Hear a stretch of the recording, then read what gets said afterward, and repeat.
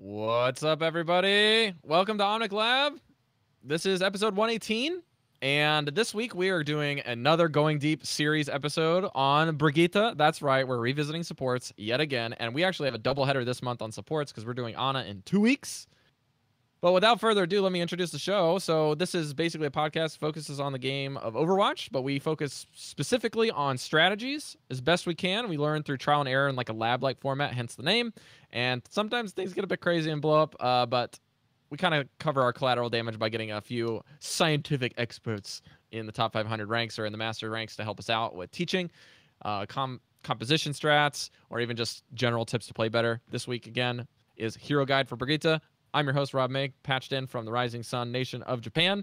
And joining me, as always, is Andres Gomez. What's up, Andres? What's up, what's up? I'm super excited to be here today. Brigitte is probably one of our most demanded heroes and one of the most controversial sometimes. So we're in for a good episode. Also, big shout out to Blazing Bob for the 8-month subscription over there, Twitch subscription. Thanks, man. And let's introduce the one, the only, Jinx for the show, also known as Jinx, is joining us this week as a top 500 and recently top 5 Overwatch Brigitte player. Not to be sure, because you guys know that we're going to be mispronouncing Swedish names, shield bashing left and right, and rallying you guys to some tips and guide on Brigitte this week. So, Jinx, why don't you take the floor, introduce yourself, welcome to the show. Sure will, my dude. So guys, my name is Jinx Uwu. As previously stated, I'm a top 500 Brigitte player. I previously hit number 5 on the top 500 leaderboard as it hit today at 45-43 SR. Previously at season 11, I actually peaked at number 3 at my 4660. Then started playing only Brigitte. I had 69 hours and over 330 games on this specific hero. I love Brigitte herself, her character design, as well as what she's meant to do in the game. Andres said that she's controversial. She's very controversial. The way that she was brought up into the game, there was pretty bad time, and the community didn't like it whatsoever. But we needed desperately a peeler for Zenyatta, Ana, even Mercy. But the great thing about it is it's not just to protect them either. I'm also here to destroy them, dude. You have a Mercy trying to Guardian Angel to your team. Bash, dude. I'm Brigitte. You can't get past me and my shields. Very, very nice. You're absolutely right about that. Brigitte is a necessary evil. She had to become. The game needed her, whether you like it or not. Definitely true, my dude. I don't really understand why she's so controversial, because she's so easily countered as well. But I mean, we'll save that for later, dude. Yeah, that's what we're gonna talk about today. Yeah. So Jinx, tell us a little bit about yourself and your stream and kind of what you do on your stream. Kind of give us an idea of like your stream culture, I guess you could say. That stream culture is actually very laid back. I'm an ASMR streamer. As you can tell by the mic, I get very close to the mic. That's not just because I want to be an ASMR streamer. I'm very soft-spoken myself. I try to spread PMA and positivity through the gaming community. I know, playing Brigitte, you think I'm Satan, but in reality, I want people to get along. There's just so much hate in gaming communities, Overwatch especially, that I want to try and rid of. We're just pretty much chill, laid back. You like vaporwave? I got that. I got that for you. You got the lo-fi, chill hip-hop beats to get number 5 to. You know, you got that Brigitte streamer right here. Awesome. That sounds awesome. All right, guys, let's go through a couple announcements before we get moving. So first of all, we have a game night coming up on September 28th. That's right, every Friday.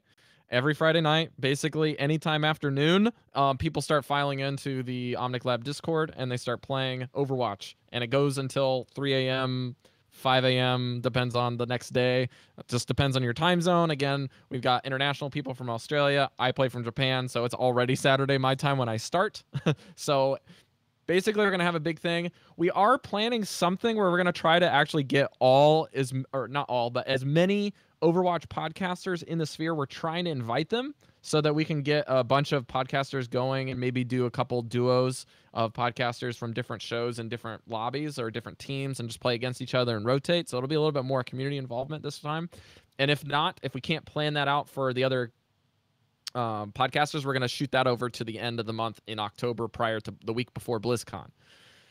That being said, Andres, why don't you tell our listeners about Top Score Solutions real quick?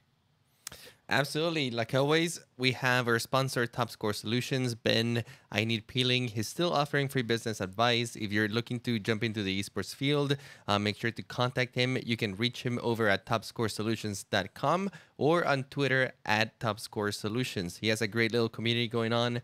Make sure to check it out if you're looking to get into that industry. Absolutely. If you guys want to check out our good friend and partner of the show, Switch Fox, aka omnicmeta.com, you can find out his new PC meta report on September 10th with some new, fresh data for you guys to go check out with the new Ana changes and a lot of the other big shuffles there this week. We're not going to be talking about it because we have a guest on, and like we said before, we're not going to cover patch notes with guests. But this time, there is a little update that there is patch notes, and they revolve around a lot of like Reinhardt changes in particular. And then there's some other things in the pipes that are coming to the PTR for Roadhog, as well as the new Busan map in Korea is now a new thing in the competitive cycle with the new season launched. So be sure to go check the forums, check out for that stuff. And then maybe next week, Andres and I will be talking about it, depending if we can lock up another guest or not. Last up is Andres has some really, really exciting news with related to some of the links you may be seeing floating around in our social media and our Discord with regards to Humble Bundle Monthly. Absolutely. This month, we've partnered up with Humble Bundle. If you don't know about Humble Bundle, it's a subscription service that basically gives you a bundle of games every month. This game in particular is very special to us because the subscription includes a copy of Overwatch. So if you've been thinking about buying that second account, or you haven't made the jump and somehow you're listening to this podcast without owning actually Overwatch, you can definitely get it with this bundle for only $12. If you sign up this month for only $12, you will get Overwatch copy plus a bundle of other games. I don't have the particular list of games, but if you go to the website, you'll see it. Get ready for this handful of a link, but you can go to humblebundle.com/monthly?partner equals Omnic Lab. We will be putting up the link in our Discord, in Twitch, and all the places, in Twitter. So if you guys want to support us and also get a copy of Overwatch for only $12, make sure to check it out. This month, the promotion's going on until the beginning or end of October, I believe. That's right. And if you stay subscribed through November and December, you'll get bonus loot boxes as a byproduct of signing up now. All right, that's going to do it. There's a lot of sponsorships there, you guys, but we're pretty hyped to include it. So let's move on into the hero guide. So let's talk some Brigitte, shall we? So first and foremost, Jinx, we really like to start with fundamentals and introducing the hero to somebody who is either brand new to the game, brand new to her in competitive, and also just kind of core concepts to maximize the kit within a beginner mindset. All right. For a beginner, the best way I'll describe Brigitte, she is in the support category, but she's more of a support for supports. Instead of, you think of main healers or you think of off healers, you don't really capitalize her E, which is, her healing ability that also gives armor. You capitalize on staying with your teammates and protecting them from others. If you have a Doomfist or if you have a Reinhardt on the other team that's just walking into your teammates, you're going to go on Brigitte. That's going to help you a lot. It's definitely going to be better than trying to go Lucio or Zenyatta. Going into Brigitte as a fundamental hero, I hate to say it, but holding W and mouse 1 is probably the most effective way with Brigitte.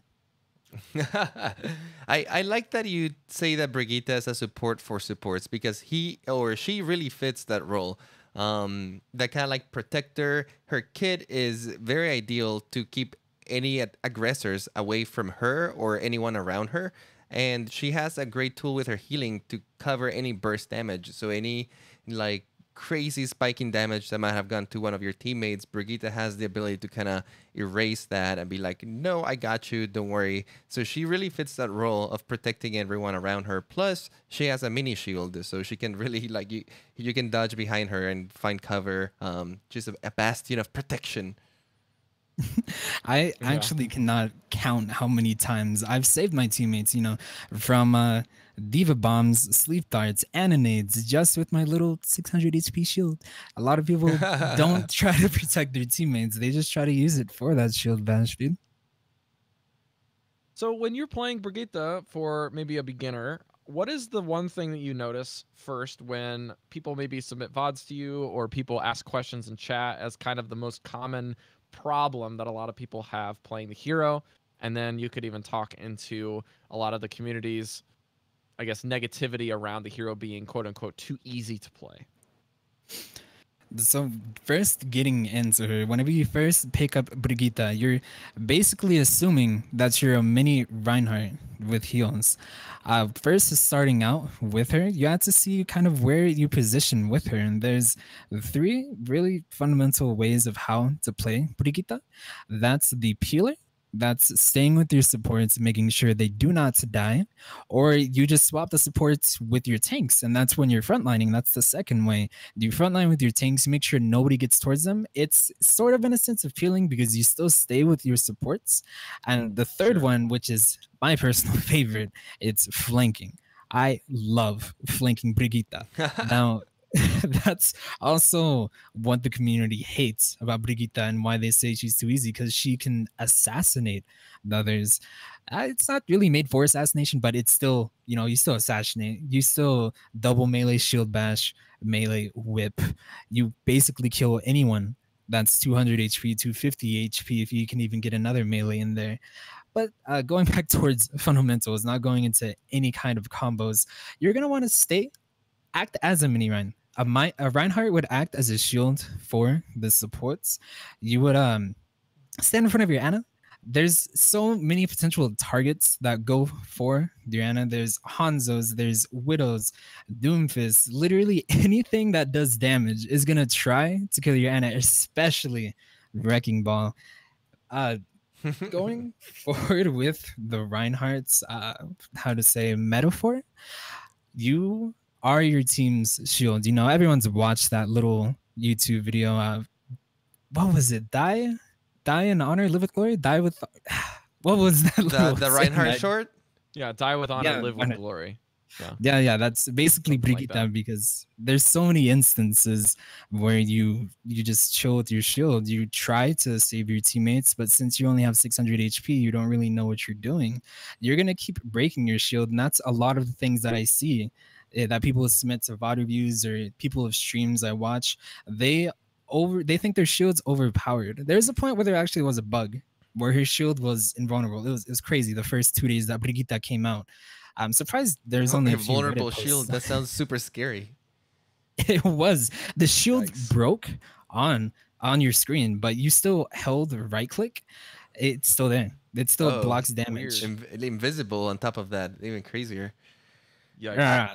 I do want to say I like that you're speaking to her strength, right?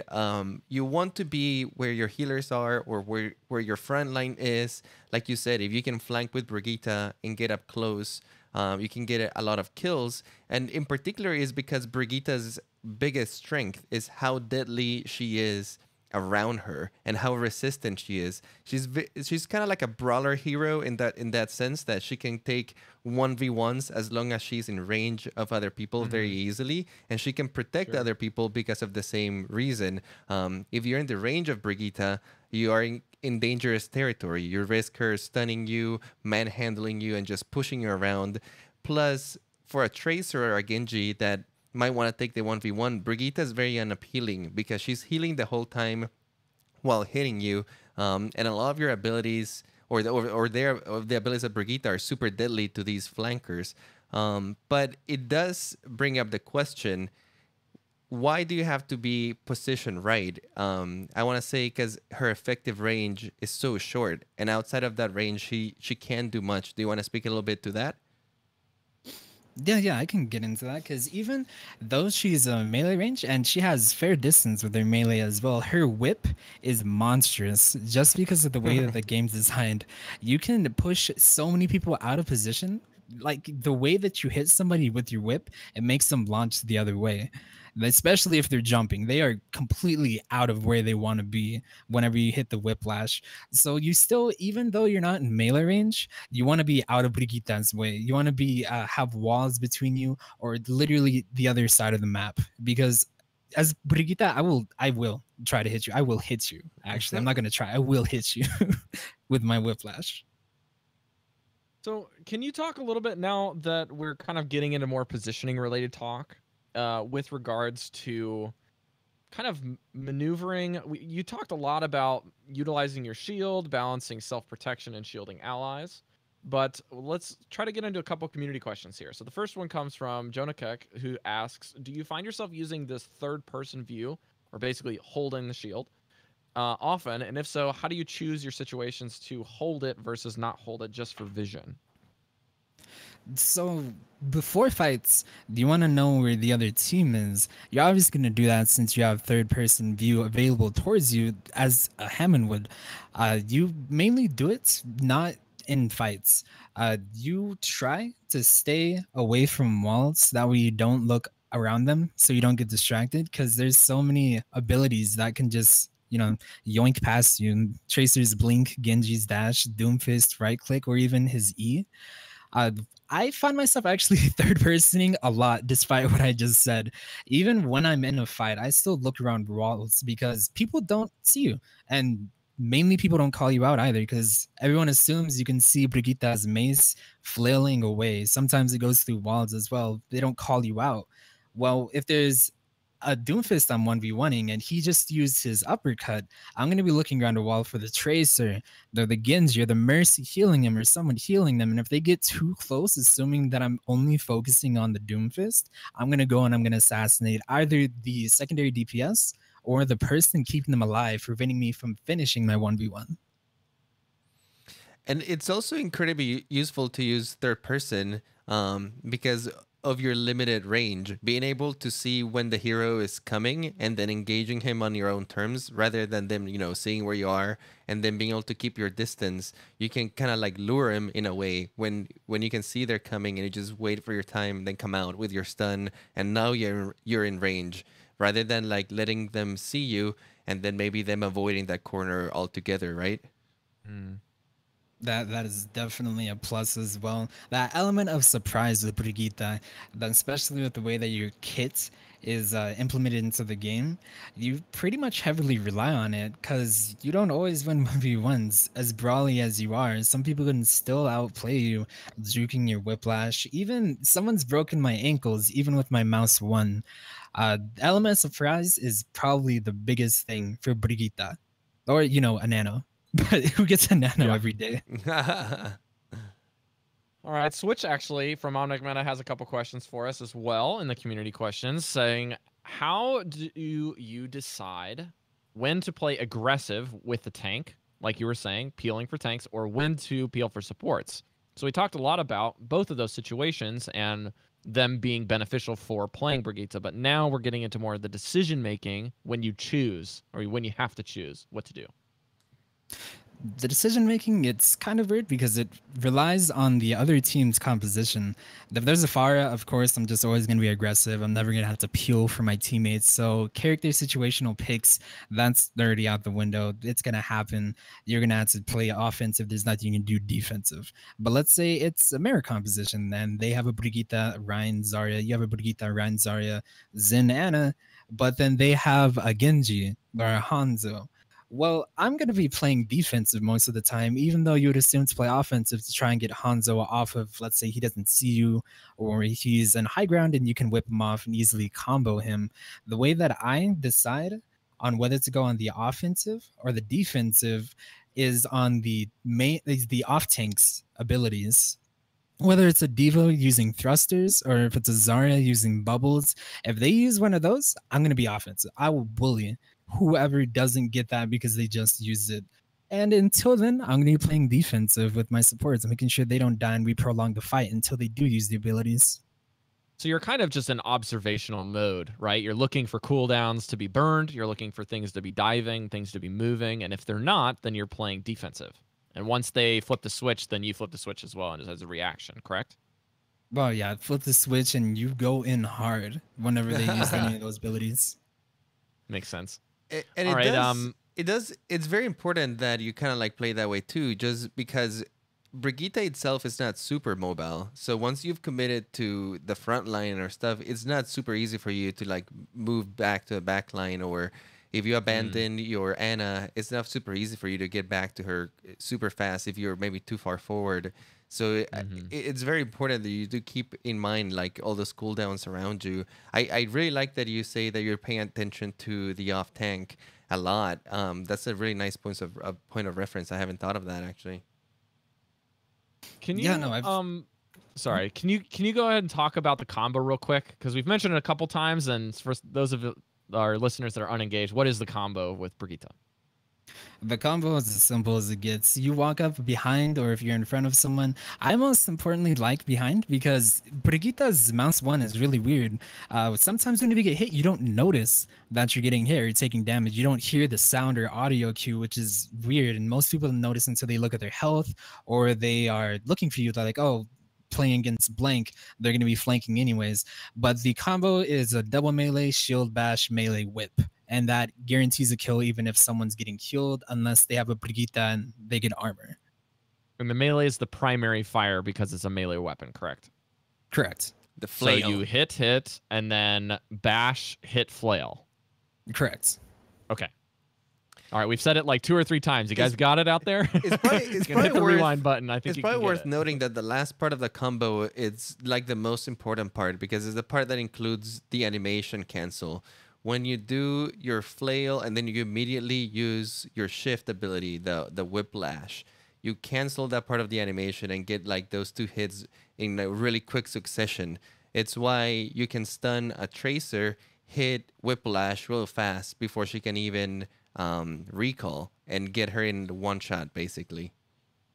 So the big key with this that I've run into, again, you guys understand that I'm not a GM player and not a Masters player like Andres is, but when I'm playing Brigitte, I mess up the combo by thinking I have already hit my target prior to shield bash, hit, flail. A lot of players will just bash the target, hit them, and then use the flail and try to kill them, and it doesn't work for anything except for Tracer. I believe that does kill Tracer. Tracer and Mini Diva. Any 150 and Baby Diva. HP Okay. hero, I think, right? Yeah, no, you're actually 100% right. Okay, so then when you're doing a 200 HP hero, you have to hit twice, or can you hit once? No, you have to hit twice. They will get away with that sliver of HP because most of the time when you're in preparation of your combo, the other supports are going to be looking, healing, and maybe it's a mercy, and they get off that little second of healing and they heal back. You can't assassinate. Okay. Sounds good. All right, let's move on to the next question that Switch submitted, which is Brigitte's playstyle different when you're playing with Zarya? Whew. Zaryas are actually my love. If there is a Zarya one trick in top 500, dude, I would love to duo with any Zarya because I can be so overly aggressive, especially with the Brigitte change. With if you charge, Reinhardt is charging at you, you both fall down. Well, obviously with the Zarya bubble, he's gonna be falling down, or a Doomfist, he's gonna be falling down, not you, and you can continue wailing on them. Otherwise, with this nerf, you're pretty much in a bad situation because no matter what situation you're in and you knock down a Reinhardt, if your team doesn't back you up or if you don't get shielded, you're done for. The other team can just look at you, then you'll die because you're on the floor. There's nothing you can do, and it takes you 2 seconds to get up. So I heavily rely on Zarya's or Anna's. Well, let's talk to Anna as we move into the bread and butter of Brigitte's kit, which is the armor pack and the passive Inspiring Heal. Because we had a submitted question from just recently L talking about how the armor pack and the Bionade, as well as the passive, all overlap with one another. And if you guys are unaware, Bionade is the grenade ability from Ana that does an amplification on all heals for targets that are hit that are also allies. Got you. So a lot of people assume that even if it's the defensive or offensive Ana, you have someone who has amplification of heals, or if you're against someone in your team's antied, that if you use your E ability, your heal, that they'll still get armor. That's not true. I mean, with the defense, that's true, but you don't get any extra armor. There's still the 75 limit. Then, especially whenever someone's antied, you have to heal someone. The armor is after max health healed. So if you can't heal someone, you can't give them armor. And with the inspire as well, it's amplified. It's unlike the E ability with the armor. It doesn't get negated. It doesn't matter. There's a cap. The inspire is amplified. I don't know the numbers or anything like that, but I do know that you do get major heals. So it does affect your inspire heal when allies are whatever it's called, not antied but boosted, I guess you could say is the right term. Boosted heals with the grenade, and it works the same way, I believe, that Lucio's does when allies are around. The kind of, because Lucio has to be around his allies, but if you trigger the inspire and someone's in your AoE and they walk away, they still get that progressive healing. So just to be clear, if you are naded, meaning that you're purple by the enemy Ana, your armor pack or your inspire abilities won't do any effect on the target, nor add armor. Correct. They won't heal you, and you can't get armor because armor is only applied after you get healed for so much. Let's say you have 175 HP and you get healed, you'll get armor. But let's say you have the max cutoff. What is it? 150 healing, I believe. Yes. Yeah. So you have. I can't even put an example because I just cut myself short. Let's say you can't go past 150 healing. You don't get armor past that point. Gotcha. I follow you. Makes sense. And to trigger, how do you trigger inspire? What's the core mechanic there? Any ability that does damage, pretty much. If you use anything against enemy heroes, let's say you whip someone, pretty much if you get hit by Brigitte's mace, you're gonna trigger her inspire. Melee shield bash doesn't do it. The rocket flail does it. It's just any damage with the mace triggers the inspire. And that is a 20-meter range when you, like you said earlier, when you hit somebody. It's not if they stay within range. It's only when the hit triggers, right? Yeah, it's not a Lucio heal. It doesn't stay over time. It's if you're there, you get healing. If not, then it's wait for inspire to take off cooldown. Now, gotcha. You did mention that you only have to trigger inspire near your allies, and then you can walk away after you've triggered them. As long as they're in your kind of like effective range when you trigger inspire, they'll get the heal. And I think that's important to keep in mind, right? You don't have to stay alongside them like Lucio, right? Correct, because a lot of Doomfist players rely on the inspire. They're around them, they get heals, and they go do the thing as Doomfist and one shot 1,000 HP target, but they still get healed with the inspire. How long does the inspire last? The inspire heal?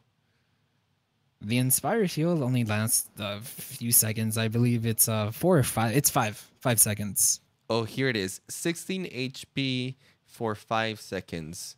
So 16 times 5, basically, right? Yes. 16 health per second for 5 seconds, and then you can trigger this effect every second and a half. So the second and a half is relevant when people are moving in and out of your LOS, in and out of your range, because you can trigger the effect and then go out of it and then come back and get it refreshed if you hit a target again.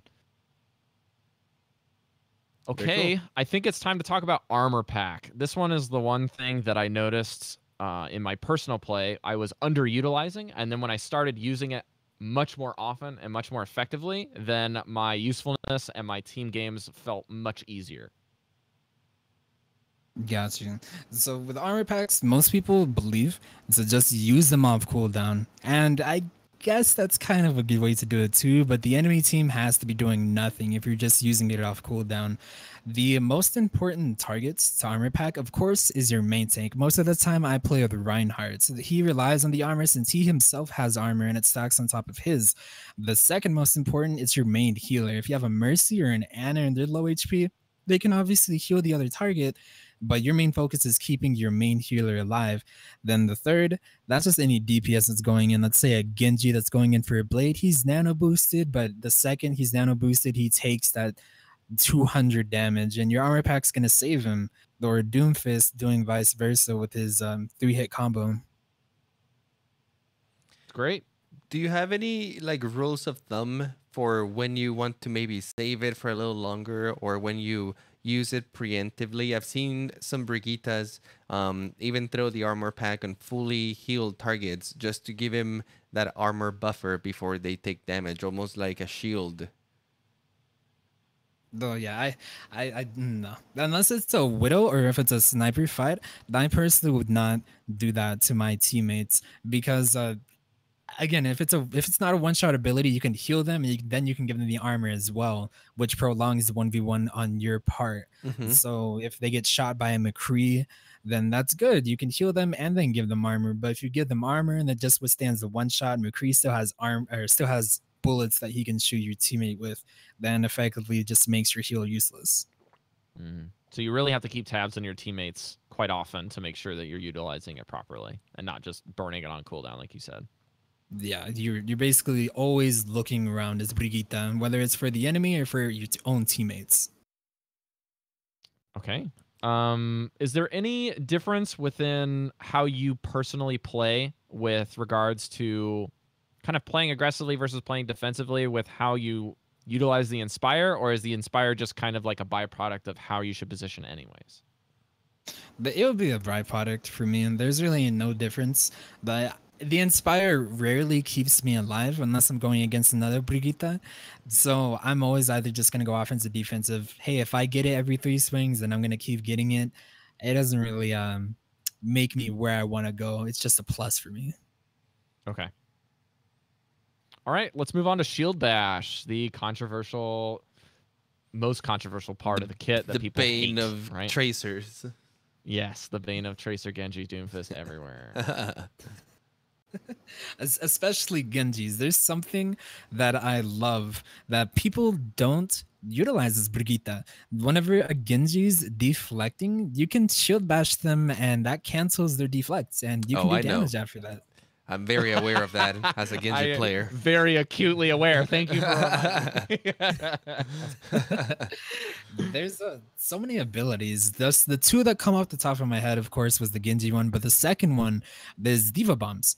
If there's a Diva Bomb going towards you, then you can just shield bash and it stops it in its tracks, even if it has momentum or not. I've even done it to where I'm don't remember the map name. It's the snowy map. That's TCP. Volskaya, dude. Then you're on offense. There's a Diva. He tries to eat the bomb behind you because you're going on high ground with your Reinhardt.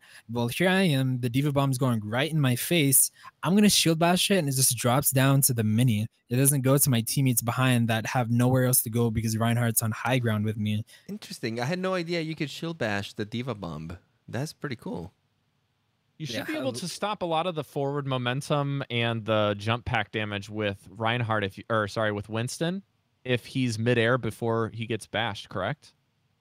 Correct. The only person that doesn't apply to that is Doomfist with a Z.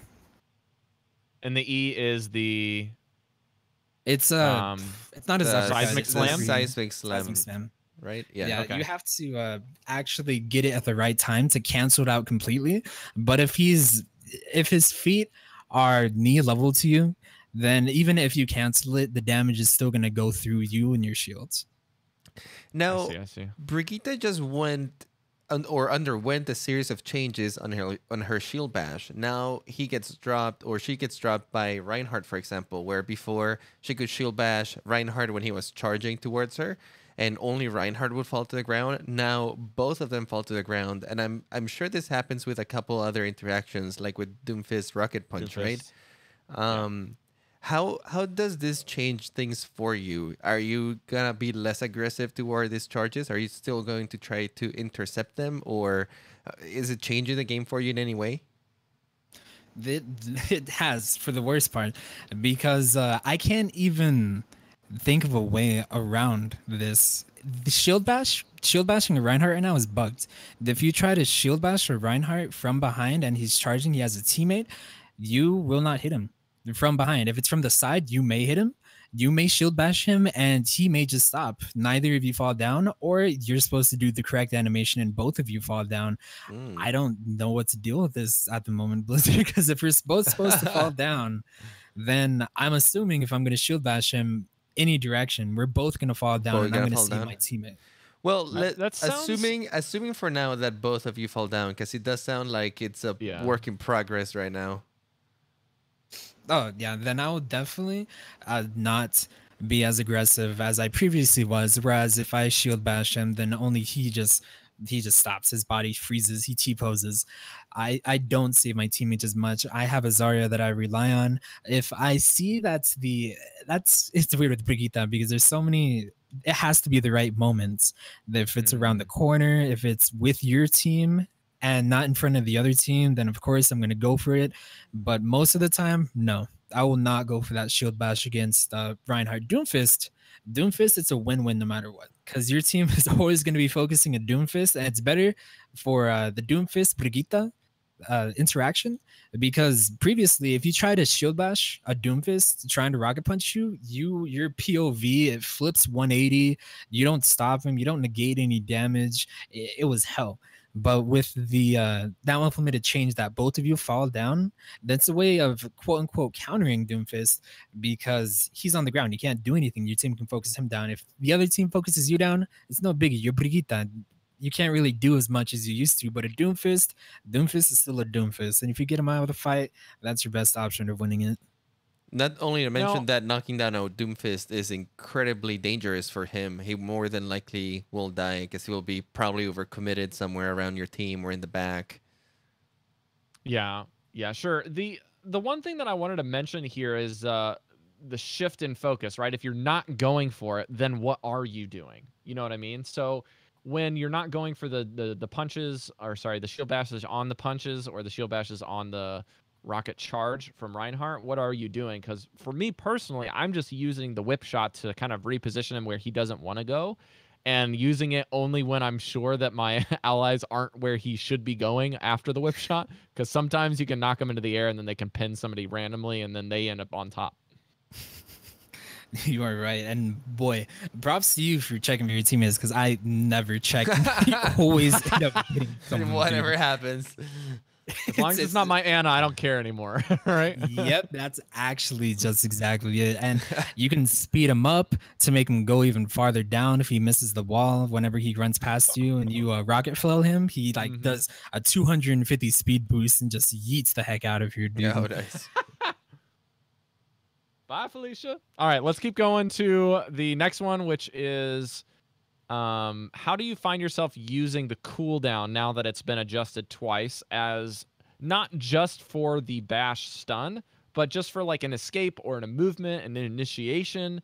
We talked a little bit about how you utilize it for repositioning a couple of the heroes like Winston and Diva Bombs, right?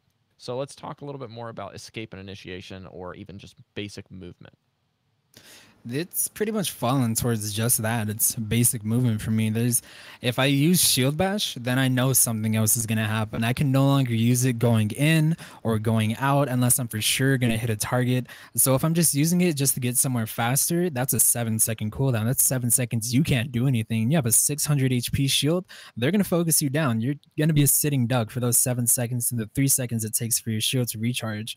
So it's greatly affected me with the +2 seconds since release, the fixing the hitbox, just everything they did to Brigitte's shield has affected me and where I'm going to be. I always had to be around a corner, around a wall. That way I don't heavily rely on my shield. But if there's a sniper or a hit scan hero, then I'm going to at least utilize my shield protecting someone, or just even blocking a full soldier ult. Sounds great. Let's talk more about whip shot and how you can land it because this projectile is one of the weirder interactions with how it works, because of similarly to a sleep dart, I would say, where the sleep dart has somewhat of a weird windup and then it releases, and you have the projectile that you have to work on top of that. Why don't you speak to how you've kind of learned to play it, and learn to use it better? I really truly hate to say this, dude, but the rocket flail, the best way that I hit that whip shot is turning to my side first and physically saying yeah, and then whenever it goes off cooldown, whenever I hit the button, I yeet. And that's how I know the timing and positioning for when I'm gonna hit that rocket flail is yeah yeeting someone. Yeah, I say it all the time on stream, but I never really gave the reason towards why I say it. But 9 out of 10 times I hit my rocket flows just because of the yeah yeet method. So you've basically timed your rocket flare to a yayi. Like, can you say it? How you say it? To the meme. Yeah. So if you're just standing somewhere, there's a McCree on high ground, over positioned your team. He's, in his ult. You wind that up. Did you yeet, and then you just knock him down. There's nothing you can do because it's a pretty fast motion. So the yeet is when you're supposed to be hitting him when the thing is supposed to connect. Yeah, it's the release. The ya is like you're arching your arm back. It's coming, dude. It's coming for you. Then yeet, it's whenever it's supposed to have made contact. Okay, gotcha, So gotcha. insert your 2-syllable meme here. That's what you're saying. Choose your own syllable as long as it's about that same duration, or pick your words as long as it's that same duration, and then you can time it like that. There you go.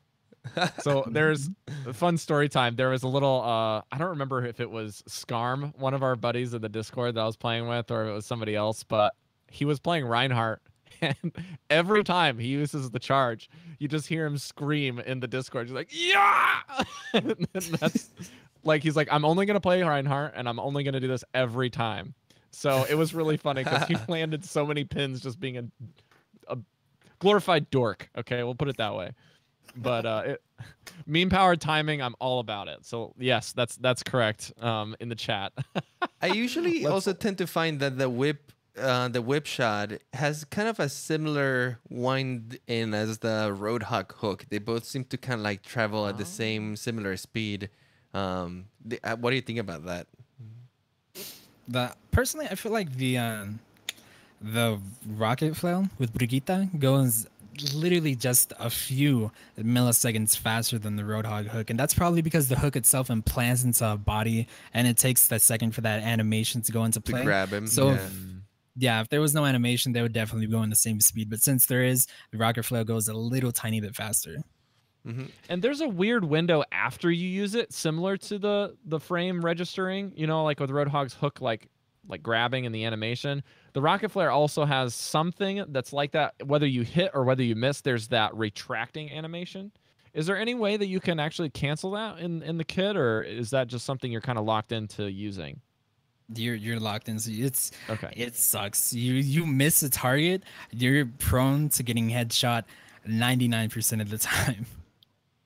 Yeah, it's something to keep in mind. You will be vulnerable if you throw your whip at max range and you miss your target, or even if you hit them at max range, there's still like that wind in time.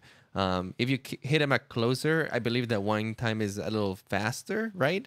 The retraction's almost instant, especially if you hit. Because I know that when you do it, like you were saying earlier when we did the combo, and you bash, hit, whip, the whip shot starts the retraction as soon as you hit, right? Or as soon as it hits max range, depending on where it is, and then it retracts. So if you're basically hitting the key and then triggering the retraction at the same time, it feels almost instant because it's just like hitting the cooldown. Mm-hmm. Yep. Okay, let's talk rally, shall we? Oh, but before we move in, do you have any like special uses for the whip shot? You can do some cheeky things with it. Is there anything like any of those in particular that you like? That's a good point. The Roadhog, whenever he does his whole hog, if you rocket flail him, he will go flying And whenever we talk about flying too, if you're against a wrecking ball and he's just on cart attached to it, he's just spinning around that dude. If you rocket flow, that can stop momentum just like a shield bash. Of course, you don't use Oh. it for that. You use it to get him out of there, and you use shield bash to stop the momentum. But let's say you miss shield bash, you use that rocket flow, it will dislocate him, disattach him from his little entanglement, and stop his momentum. But he'll still go far Interesting. fast. Yeah, but you can stop the grapple, which puts it on a cooldown, and then he has to wait for it again, right? Or at least try to roll out. Okay. Yep. All right, let's talk rally. Rally is the ultimate for the kit, where we're just gonna ask you how do you build it, which seems like it's kind of built into the passive is the best way to build it, right? And confirming your kills, general use, setting it up, communicating it with your teammates, and general use and how to prioritize it. Prioritizing rally is one of it's so weird. It means Brigitte means that if you're just now getting to Brigitte, you're gonna try to use rally before a team fight that you can build it up with your current armor, and that was the meta thing when she first came out. Now, since you get less armor, I personally don't use it for that. I use it either if I know we're gonna need it, such as if there's a grav and we have a biotic nade and our Anna uses it and we get amplified heals. I start meleeing and I use rally. We live, most of us live. The only person to die is maybe Lucio or Anna herself, but we can still retake the fight 5v6. Going with rally, my favorite thing to do is using it to kill an off tank or a support, dude. It's the best thing. Pushing Q and running into the enemy team and just killing someone. There's nothing they can do about it, unless of course they have another Brigitte, they have a Reinhardt that pins you, they have a Doomfist that dislocates you just everywhere with any of his abilities, if it's a shift E right click.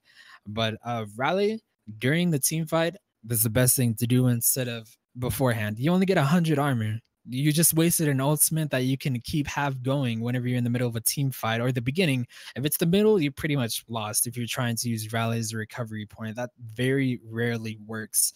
But during the team fight, let's say your main tanks are going at it, that's the best time to use it because your main tank's going to get armor. If it's a Reinhardt, he's going to get a shatter much faster because he doesn't have to worry about shielding whenever he gets healed. Instead of using it for the 100 armor bonus, it's not worth 100 armor. That makes a lot of sense given how Inspire works, because you're basically stacking a passive with armor. And so if they're taking damage through the armor, they're retaining, they're gaining the armor back and they're gaining health because they're kind of separate health bars, right?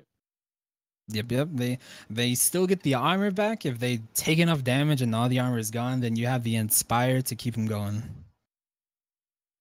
That's a really heads up technique. I hadn't really thought about it, but sometimes when you're using it, you just kind of get it. You know what I mean? Like it's not something you're doing on purpose, but it's good to know kind of the reasons why you do certain things on the hero for sure. Now, when we're talking about rally, how reactive versus proactive are you with it? Like, are you trying to engage with it, like pop it right before your team engages? Or are you waiting for somebody in the enemy team to maybe use a certain ability or make a certain move, and then you use it to kind of nullify that? Nullification, I'm actually rarely reactive towards that, unless it's a Zarya bubble, which I love going back to, because if the enemy team uses a Zarya bubble and you have rally, you are the school bully right there. You can do anything you want to the main tank, to Zarya herself, to her supports. What I like doing is whenever a team fight's coming up, I know it's coming up. Even if the enemy team disengages, you still have that time. Like I just said, I don't think the 100 armor is worth it. But if you're in a minute 30 situation, it goes down to that minute and the enemy team's coming in. You know they have shatter. You know that they have something up their sleeve. Maybe a Hanzo ult without a grav. If they have a grav, it's worthless. Just try to use it after a grav or try to use it to make the enemy team grav. But again, the minute situation, I use rally. I give my team armor. Most of it because not that much people like armor. Don't know why, keeps you alive. But it's probably the best thing in overtime situations, just to use it proactively instead of reactively. Gotcha. So when you want to get aggressive, when time's ticking and you gotta get it done, you like using it a little more as an engaged tool. For the rest of the time, you cannot try keeping it more reactively. Yeah, you try to force the enemy team to play into your hand whenever you have rally, instead of them just sitting back and saying, "Oh, let's just wait the enemy rally out." That's why it's better to use it more during the prolonged fights than instead of fights you know that you're gonna stomp or you're gonna get stomped. Would you say you would use it in similar situations as you would use like a Lucio ultimate, for example? Lucio Ultimate is probably the best way to do it because Nano, it's too the over proactive. You have to do something if you're nanoed. If you use Rally, then you use it. You can get some picks. If you get picks, then great. Just like Lucio, maybe it saves you, maybe it doesn't. But you don't really have to do something. You just have the security of knowing that you're gonna live through this. Right. It's almost like a health buffer that you're giving yourself. You're buying yourself more time, more resilience for your team for a short amount of time. Yep, yep. Now, do you communicate much with this ability, or is it this just like if the fight's going, then I'm going to use it, whether they say it or not, or how are you communicating this generally? So here's the question that I loved because I'm maybe number 5 right now, but I do not join Team Voice. I actually do not communicate. I communicate through hotkeys. So whenever I'm spamming my rally ability, of course, I'm about to use it, or I'm telling someone to come back, giving them the false hope, like, oh yeah, I'm about to get this armor, but I never do it. I'm just trying to get them to come in towards me. So communicating with your team, even if you're not in team voice, is probably the best thing to do. Hotkeys save lives, dude. Even if you're in team voice, if you're saying I need healing, where are you? I don't know where you are in accordance to me. If you push the I need healing button though, it shows on my screen and it lets me know where you are. Plus, So you get to hear the hero voice line that needs the healing rather than like a random person's voice saying, "Heal me." yeah. Now, this is actually something that's come up in our Discord chat often about how a lot of, I'm not going to say lower tier because pretty much anything that's not masters, grandmasters is considered low tier apparently, but a lot of players in all tiers consider it annoying, tilting, or toxic when people hit the I need healing button for whatever reason. But can you tell us why this is a good idea? Like beyond like what you just said. I mean, you get the position, you get the soundbite, you know who it is, and why is this something we should overlook as being annoying or tilting? I don't even know why it's become annoying. Probably the only thing that makes me think the I need healing is annoying is back whenever I was a Mercy one trick and I did the same SR boost whenever the Moth meta came in season 7. I hit 40. That was my career high, 4666 on Mercy. SR was way high back then. People would spam I need healing whenever they don't need healing. So if you're one of the people that spams I need healing when you don't need healing, you're contributing towards the problem of a really good button. And there's actually not that much more I could say to it other than it lets me know where you are. It lets me know what character you are. If I need to prioritize you for healing or if there's a main tank going on fighting, I need to heal them. They need to stay alive more than you need to 1v1 a widow literally on the other side of the map. Pretty much what I said is the only thing that I could say is what I'm trying to get out for the I need healing button. It's such a good tool to utilize. All the hotkeys are. Yeah, and I like that you say that too because not using voice chat doesn't necessarily mean that you're not communicating with your team, right? You're just using a different method of communication, and also just paying attention to the game and what your team is doing and looking up at visual or audio cues that let you know what they're about to do. Using your own sense of prediction to kind of like get a sense of what your team is doing, just being very aware of that as a player, that is a way of communication, right? You don't need to narrate the entire match to your teammates, and especially at your level of play, top 500, a lot of people are already doing these things automatically, right? They when they engage, they know that one of their teammates is gonna throw them a shield, that somebody's gonna use their ult. It comes second nature the more that you play.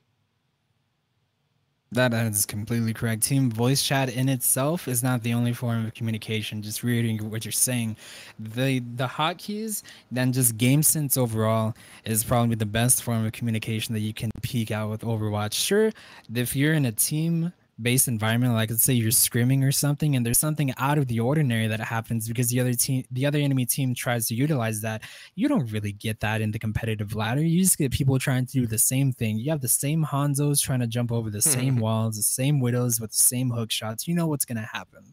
So unless something out of the ordinary happens, which rarely does, and even if it does happen, you notice the people who start to do it. Like as a streamer myself, joining team voice chat, that's probably the worst way of making me what's distracting me with joining team voice chat, because you either have people that want to talk, want to play, or you have the people that completely hate you and just want you to lose this game. They can't do that over voice lines. You can squelch voice lines. The other enemy team doesn't have to suffer though because of one person's actions. So communicating with your team outside of team voice, best thing you can do.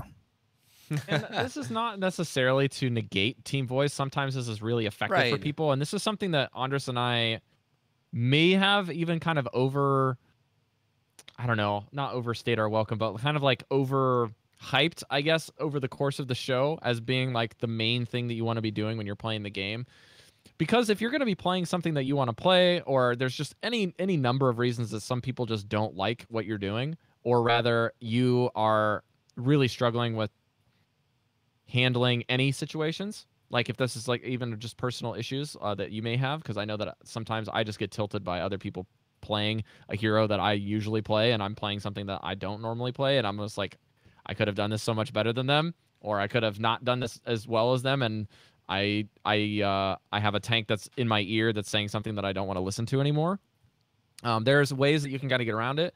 There are also something I was thinking of the other day that I wanted to ask Jinx about, which is what happens when people get really upset that you just don't join team voice at all, and they throw, or they're just like, I'm not playing well, or they just start I don't know, just start hating on you in text messages. Like how do you do that in the games when they say something that because you're not in team voice?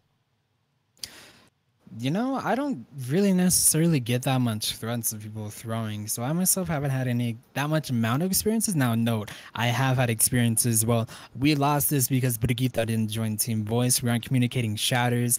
Well, I'm a Brigitte. If I'm gonna walk up to the Reinhardt, what else am I gonna do? Just mouse one him? I'm getting ready for your shatter, my dude. It's the whole game sense thing. But people getting mad over me joining Team Voice doesn't really happen because I've already done it for around 3 seasons. So when people see me, they're like, "Oh, this person's not going to join Voice," but I can trust them that they're going to do the right thing. Right. I think it comes down to that. Like if you're one of your teammates is not in voice chat, but you can notice that they're still paying attention to what you're doing. They're in the right places at the right time. They're reacting to your pushes in the directions that you're going. Then maybe you don't exactly need them in voice chat. Obviously, they're paying attention to that, and I think it comes down to a matter of preference, right? I play with a group of friends that I enjoy communicating with, and at that point, I find it really worthwhile to be in voice comms with them because we know each other, we know our voices. So when somebody speaks, we know exactly who that person is. We've developed like a sort of communication, so we can tell each other where things are. And I particularly find that playstyle very enjoyable when I play with them. Sometimes when I go into the ladder and just play by myself, depending on the day, maybe I'm not feeling particularly sociable that night or something, I might not say anything on voice comms. I might still join it to see what other people are saying, but myself, I might not be as engaged in that conversation, even though I'm still very much paying attention to the game. So I think it comes down to preference and who you're playing with at the time. Yeah, I was also thinking of some ideas with regards to this, because I know this always comes up when we have hero guides about team voice and if people don't like you or if they do, because it just is a byproduct of playing a lot of one hero. For whatever reason, it's just the subculture that we've kind of found ourselves in within Overwatch. But the other alternative, if you're kind of in the ladder where I'm at, like, you know, bronze, silver, gold, plat, diamond, these areas where people are doing these kind of weird things like where they hate you using the I need healing button, or where they hate it if you don't join Team Voice. It's just joining Team Voice, and then you can hit the mute buttons on the individual players, on everyone. It takes a few more seconds, but if you do it at the very beginning of the game, you can maybe kind of skirt around the main issue, where if somebody's just like, I'm going to play bad, or they're going to play bad because they're tilted, and it's because you didn't join Voice. If you want to just kind of hedge that off before it happens, join Team Voice and go through and mute everything. There's a speech bubble, and there is a headset. The headset is for voice, and the speech bubble is for text chat if you're on PC. So you can just mute all of that, and that's what I'm going to be doing from now on. If I'm not feeling sociable, it's nothing personal. It's just I'm in voice chat. I don't want to listen to you, so I don't have to. And if they figure it out, they figure it out. But I mean, you kind of stop them from thinking that you're just like, I'm not going to join voice, if that's a major issue where you're at. Jinx has kind of figured out a system where the people kind of respect that she's really, really good, and so Jinx is going to perform and doesn't need to be in voice to do that. So and there's also a lot of people that are just, to each his own, and, or her own. that was a little tangent worth talking about, but let's get back to the last little bit of the Brigitte guide. I wanted to ask you before we close out the show, what do you think Brigitte's main synergies, their main strengths? What heroes do you like seeing with her? We talk about like Zarya, for example, being a really nice hero to pair with her. And then after that, also talk about maybe what heroes don't pair so much with her, and maybe when does Brigitte struggle? What are some of her weaknesses? Are there maps where she's not as good, or maybe particular compositions you're going up against that you feel you might be better off in another hero? Let's talk a little bit about that. Gotcha. So I'll go with my two favorite picks whenever it's playing Brigitte and wanting to synergize with her. One of them, of course, I already stated how much I love Zarya players. Zarya players, please, just love me, dude. Zarya players are the bread and butter of Brigitte because it gives you so much leeway of just doing whatever you want at a limitation. You're like a deity for a second whenever you have that bubble. Anything you want to happen happens. Not only to mention that it's kind of like a symbiotic relationship because it allows you to be incredibly aggressive, but by you being aggressive, you're probably also feeding the Zarya a ton of energy, which in return makes her be able to be super aggressive too.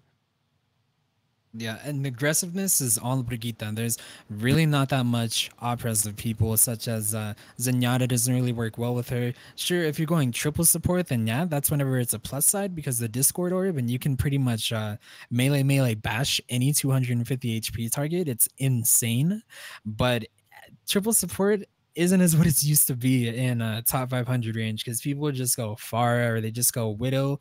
What are you gonna do? You're triple support. You don't have a DPS to go against them. But that's where my second pick comes into play because unlike Zarya's, I don't have any Zaryas to duo with, but I have a Doomfist main that I love duoing with. Cody Niku, dude.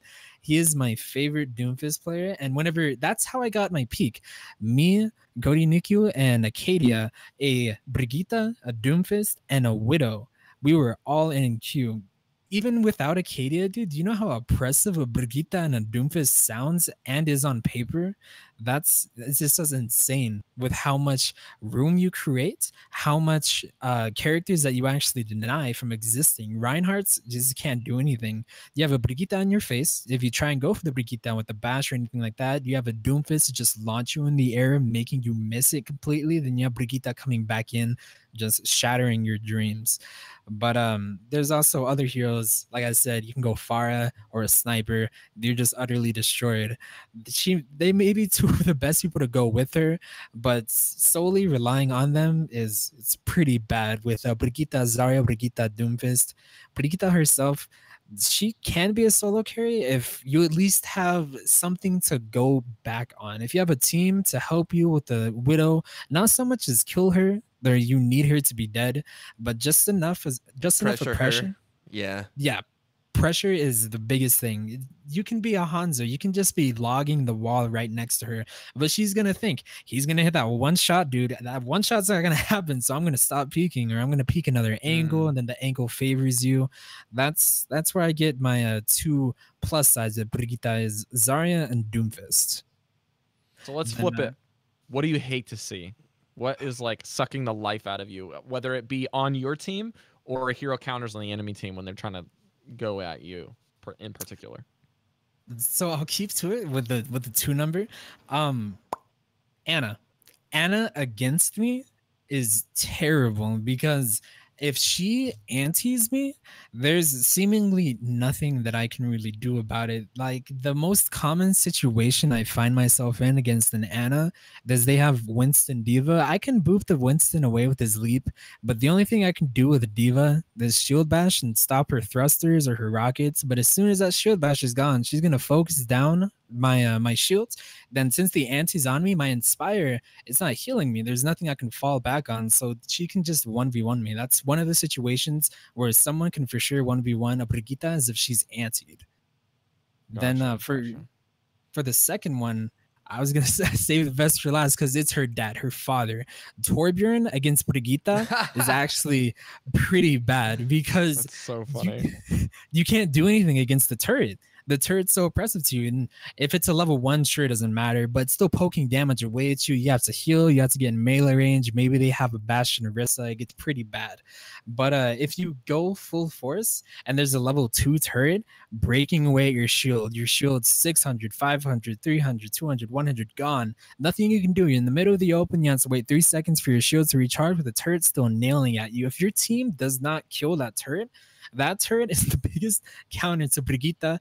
People think Doomfist is no. Torbjorn's turret counters Brigitte so hard. You sound like you're speaking from experience here. I have a passion of hate because, like I said, I play with Fui a lot, so I play against Fui a lot, and Fui's turret, dude, it just. There's nothing I can do. I can't go up and I can't use my shield to block it. If I do, then the tanks can dive in on me. The DPS can come eat me. Most of the time, my shield gets destroyed whenever I'm walking towards it, so I still take damage. And I can't out damage a turret if I did no damage prior to my shield breaking. Not even the rocket flail can help me there. And since it's not organic object, I don't get an inspired tick off it. So meleeing Torbjorn's turret, I can't do anything. Interesting. So it's not a hero, so you don't trigger inspire. Yep. My cat just fell. Bail. No, he fell. He's a little fatso. He just fell off the counter by himself. So It did look pretty funny. Let me ask you about Farah. How do you deal with Farah? Is she oppressive to you in any way, or do you find ways around her? Maybe if your team is able to deal with her, is it okay with you, or can Farah counter you at some points? She definitely is not as bad as Doomfist or the devil himself, Torbjorn's turret, but it's a mosquito. She is what she is. She is a mosquito, and she can take away at your HP. She can make you force a heal on someone whenever you need to heal your main healer. Or she's not like, sure, I can't hit her, so people think, oh, she's the best counter to Brigitte. No, she can't do that much unless she has her barrage.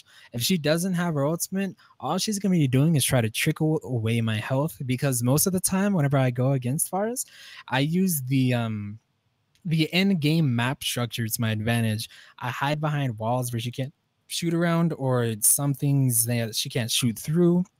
I even try to rocket flow her, then what is it? Dispositions her.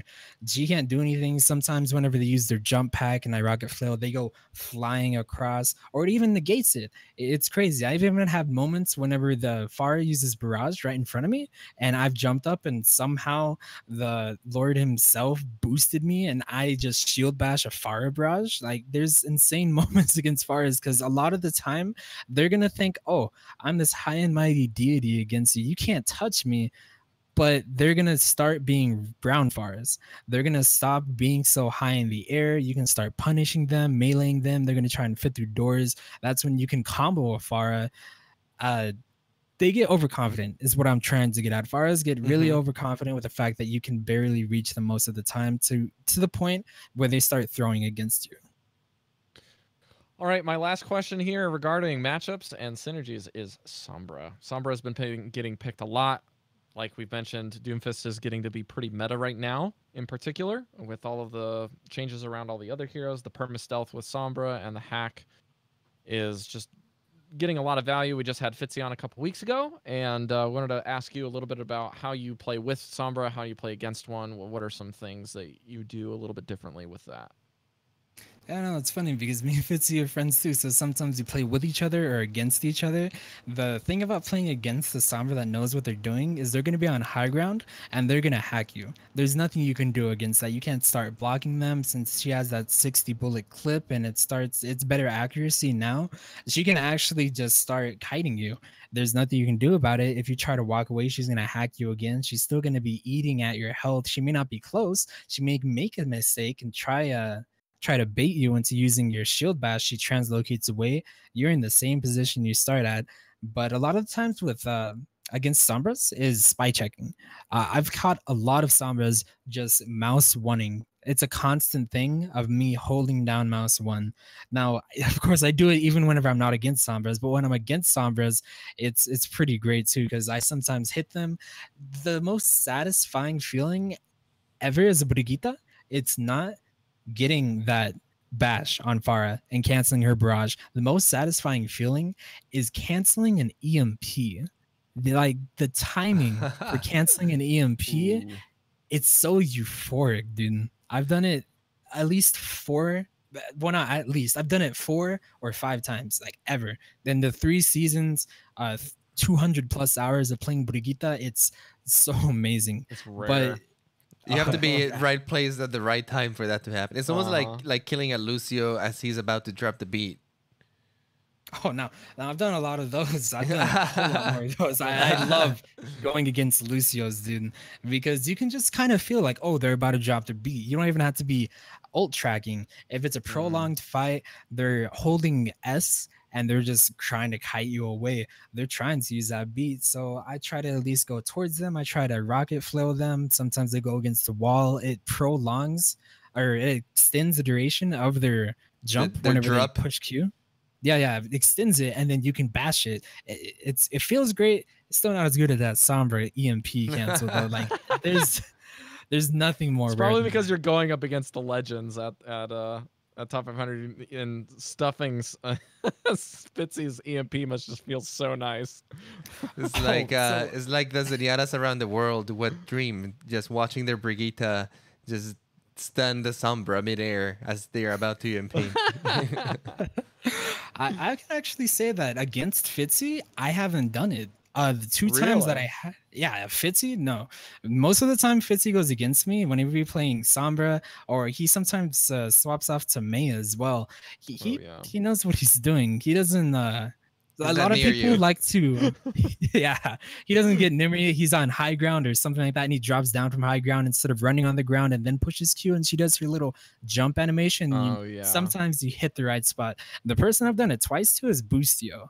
And cool, since he's number 1 right now, I guess that's still kind of better. But Fitzy is like the Sombra. So if I love the indirect shade thrown. I just gotta say, just love it. Love it.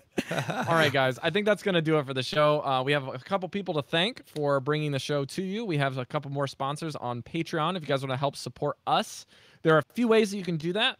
The first couple ways are financially. You can support us through Patreon, like our diamond sponsors, Ben K, Britmus, Krista Playa, Durandal, Jan Jinkle, Lissum, Mr. Mars, who is also in the chat, Roger B, Ricky Tiki, Shazir, Terry F, Tim W, Top Score Solutions, of course, and Tragic Zach. We have no new Patreons this week, but we would appreciate the support if you can do that. Whether it's $1, $2 an episode, doesn't matter. It is amazing support, especially for me, where my plane ticket is insane for BlizzCon this year, and I'm still trying to figure out some things with that. I have some great friends like Andres, Bob, and Mel from their respective podcasts on Al Recap helping me out with some housing and working some things out financially with that.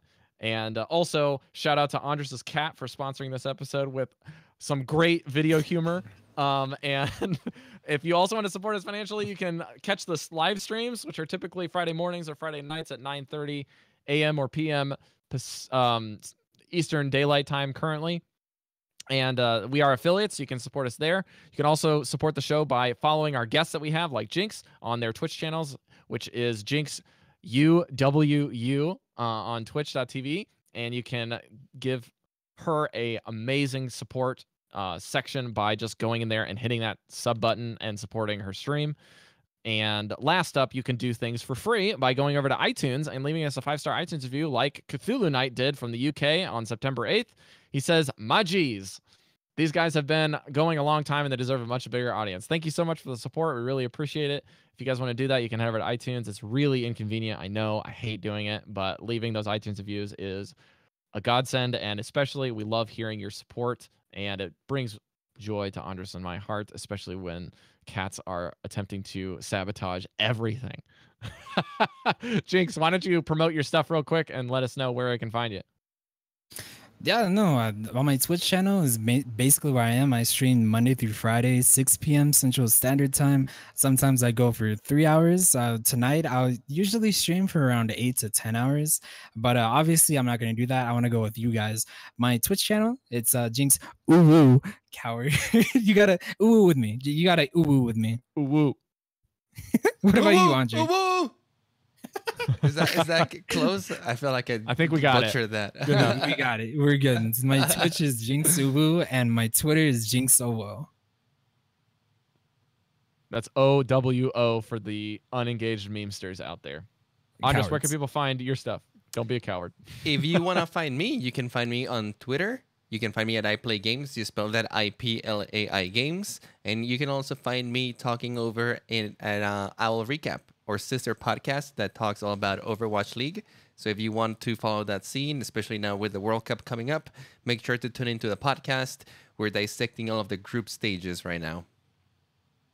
Absolutely. If you guys want to support me, I'm on Twitch, or sorry, not Twitch. I'm on Twitter and Instagram with the tag NotRob. If you want to find me anywhere, you can also find me doing Hearthstone podcasts at velinschosen.com.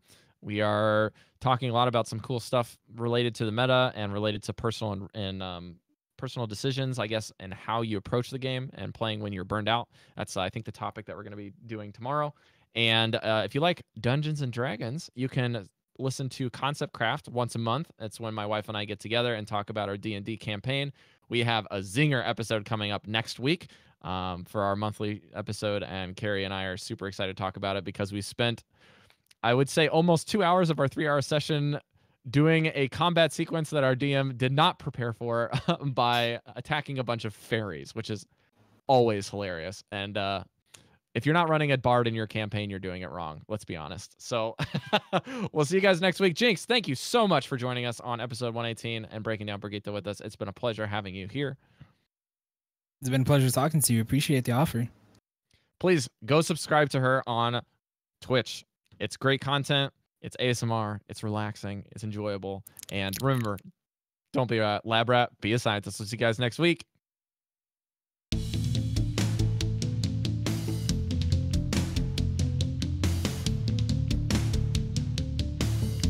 Thanks to everyone in the chat. You guys were very interactive today. All the Jinx followers, thank you guys. Nice to meet you all. Hope you guys enjoyed the show.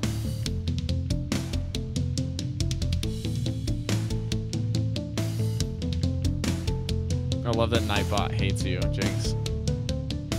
Nah, dude, the big hates me. I have nothing more to teach you.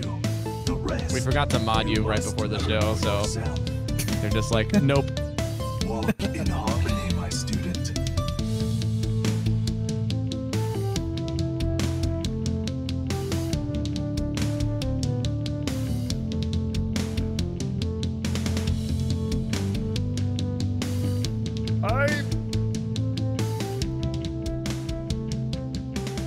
Bye, guys.